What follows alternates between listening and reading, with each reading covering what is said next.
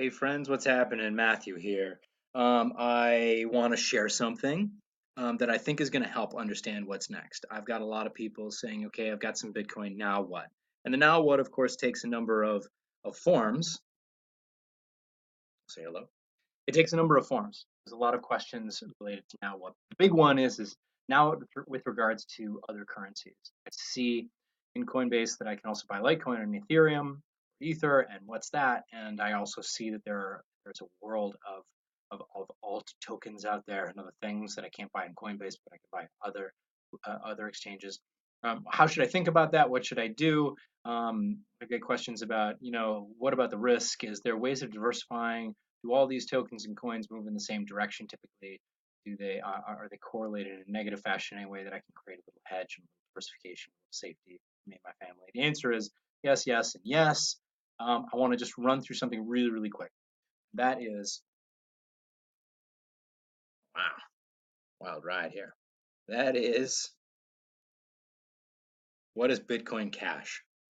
Okay, because I think Bitcoin Cash might be a decent way to diversify a little bit and create something of a hedge. And I say that particularly because I think there are a couple of different factions, the people that are behind Bitcoin, the traditional Bitcoin blockchain, and people that are vehemently opposed to it and very enthusiastically for Bitcoin Cash. They are going to be battling each other in a battle of um, of markets, and maybe even doing some pretty heavy duty market manipulation in the next couple of weeks, which may create a lot of volatility. And I don't think Bitcoin and Bitcoin Cash are necessarily going to be negative correlation hedges against one another, like they were for a lovely 48-hour period in early November. Um, but it might help a little bit if, in fact, what's going on in the next couple of weeks is that the battle between these two camps is heating up. So first of all, really quick, what is Bitcoin Cash? Right. So here's cryptocurrency market capitalizations as of today. Here's Bitcoin on top, and then there's this Bitcoin Cash, which has got quite a bit of value. Where the hell did that come from? There's even down here, look at this Bitcoin Gold. So you might be saying, what the hell is all this? Right? And I can tell you these things are the result of hard forks. Probably heard the term, but it's kind of fucking confusing. So what the hell is a hard fork? Google this stuff and you will get a lot more detail. Okay, but here's what I want to share with you right now. Bitcoin is software. It is a system built on software that creates a network where transactions can be confirmed in a decentralized way, et cetera, et cetera. But it's software, and the software gets updated and changed, and there is a core group of developers that work on that core software. There is no one in charge. There is no company, and there's no one that gets the final say on this. So, unlike, say, Apple, if your iPhone gets an update, that's because the developers inside Apple took it upon themselves to add some new features and to work on updating the software. Now, if inside Apple there was one group of developers or user experience designers that wanted to go one way and another group that vehemently wanted to go another way, and they were both very, very determined to have it go their way, what would happen is someone who's in charge would decide which way they're going to go, and then they'd do that work and they'd release it, and suddenly you'd have new software on your iPhone running the new way, right? Bitcoin, there is no one in charge to make that decision. And that's gone okay for a while, for a number of years. There's just a means of forming consensus built into the system. But when two large enough groups with enough power, enough stakeholder power in the network, when they disagree and will not compromise, they can take the software in two different directions. And that's what happened in August with what's called a hard fork. And what emerged out of that was Bitcoin and Bitcoin Cash, just a new name for this new approach. And the Bitcoin Cash folks and the stakeholders and the node operators and the miners that decided to go in that direction, they started using that new software. It had new features to it. Okay. Long and short of this is uh, what emerged. What emerged was Bitcoin Cash. Bitcoin Cash has become its own cryptocurrency and its own token, and people are using it for different purposes and developing applications on that blockchain. And people are also still using Bitcoin, the original Bitcoin blockchain, and that cryptocurrency, and they're developing applications and using it for currency and store of value and all that. They both coexist, okay? And what was thought of as, an end of world scenario where one of them had to emerge and when the world would just have to decide which one was going to be the last, didn't turn out to be the case. They both have value, as you saw from that previous chart. They both have quite a bit of value. Bitcoin Cash is not worth zero. Bitcoin did not go to zero, and Bitcoin Cash took its place, right?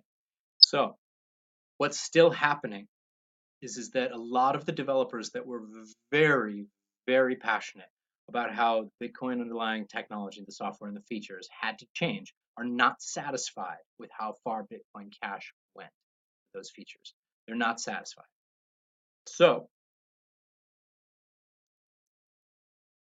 what's quite possible here is that there's going to be more hard forks. That's what was going to happen in November. It was a hard fork that was going to happen in mid-November, early November, and about 2-3 days before it was supposed to happen, it was called off, right? And there was all this drama around it, right? And the very first thing that happened was Bitcoin price went way up. The uncertainty, the fright, we didn't know where it was going to go. That's great, less uncertain. So, but then what happened next was sort of a PR campaign.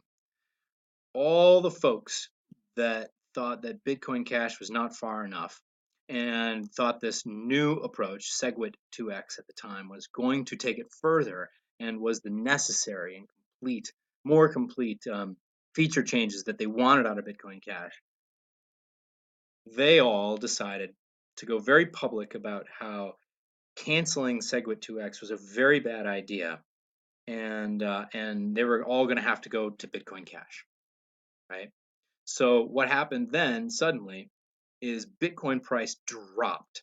Bitcoin Cash went up, and they went in almost opposite directions. They were like a perfect hedge against each other, right? And then what ended up happening is that none of that really stuck, and both of them have continued to climb.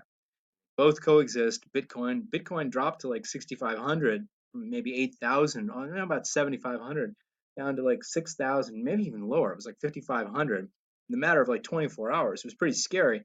But I was holding Bitcoin Cash at the same time, and it was going up the same amount. So the value that I had in my Bitcoin portfolio was decreasing, and my Bitcoin Cash portfolio holdings was increasing at the same time. And I was like, wow, I'm sweating a lot less because of that.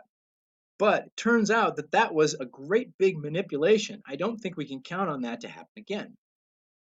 So what I'm going to do is I'm going to refer you to this story that was in Medium.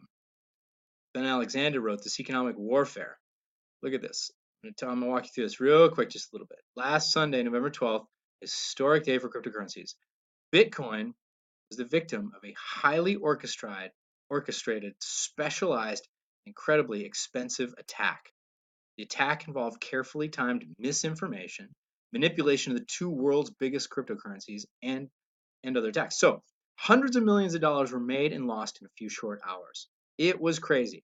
So this article gets into that.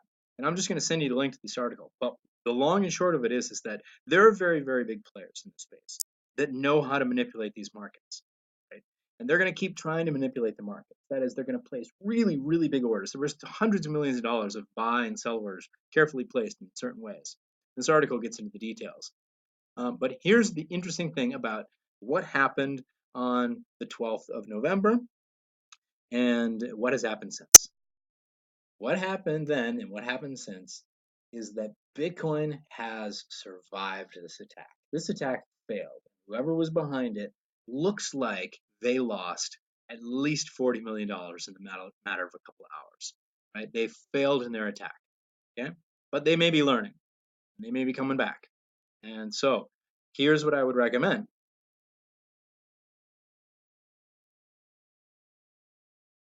Hold Bitcoin Cash, buy some other things too, right? It's going to be a wild ride here. Now, I need to get into more detail on this and I want to share more. I don't have time today, but I wanted to share at least this. If you're only on Coinbase, you're not going to be able to buy Bitcoin Cash because they're just not trading. you're going to have to get on Bittrex or Bitfinex or Hit BTC or Poloniex or one of those, right? And most of those don't take US dollar deposits like Coinbase does, but what you do is you'd set up an account there, you'd have a Bitcoin wallet or account there. On the other ones, you go into Coinbase and you'd send Bitcoin from Coinbase to your account on one of the other exchanges, and then use that Bitcoin to buy some of these other tokens. I think seriously, it's going to be a bit of a wild ride for the next couple of months. I feel pretty confident, as I always have been, in the long-term play here. I'm a holder, but I myself am going to take some of my the Bitcoin that has accumulated um, and appreciated in value, and I'm going to move that into different tokens and different currencies. I suspect between now and the end of the year, this is December. I'm recording this on December 3rd. There's going to be a lot of volatility. Prices are going to go up and go down quite a bit with Bitcoin and Bitcoin Cash. I would be very careful. Look for buying opportunities. Don't put any money into this that you can't afford to lose entirely, because I don't believe if Bitcoin drops substantially in value, I do not believe that will be because there is no value in Bitcoin. It will be because there's market manipulation going on, and maybe even panicking, right? Maybe panicking, right? But there is a great deal of fundamentally positive aspects of what's going forward, not only in Bitcoin and blockchain and the technology and its applications around the world, but more specifically on this as an investment asset right now for people with futures and options trading coming soon. I think there's going to be a lot of opportunity, a lot of new money flooding into this from institutionals. I think there's going to be, with the futures and derivatives markets, I think there might be more efficiency in the market, and pricing will be a little bit less volatile. A lot of exciting things. But listen, that's it for right now. I know I'm not wrapping this up with a tiny little, nice, neat little bow on it here with a message or anything. I don't have another slide that's going to wrap it all up and say, aha, there you go. I just wanted to record this and share this because I really feel there's going to be a lot of volatility coming up. It may freak a lot of people out. I want you to breathe through it all. But if you can, in the meantime, diversify a little bit. Okay? Let me know if you have questions. See ya.